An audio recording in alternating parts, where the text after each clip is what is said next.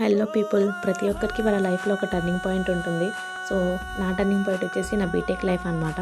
మనం 7th నుంచి hostel కాబట్టి కొంచెం ఎమోషనల్గా వీక్ ఉంటుండే, ఫుల్ ఫ్రెండ్స్ ఇంతే ఉంటుండే అనమాట నా ప్రపంచం. ఆఫ్టర్ ఇంటర్ బీటెక్ ఎంటర్ అయినప్పుడు ఫుల్ ఎక్స్పెక్టేషన్స్తో వెళ్ళాను అనమాట. Friends, fun, enjoyment. ఫస్ట్లో బీటెక్ ఫస్ట్ ఇయర్లో బాగానే ఉంది. ఆఫ్టర్ ఫస్ట్ ఇయర్, సెకండ్ ఇయర్కి, థర్డ్ ఇయర్కి వచ్చేసరికి స్లోగా నేను స్ట్రాంగ్ అవుతూ వచ్చాను. కొంచెం ఎమోషనల్గా వీక్ అవ్వడం కూడా మానేశాను అనమాట.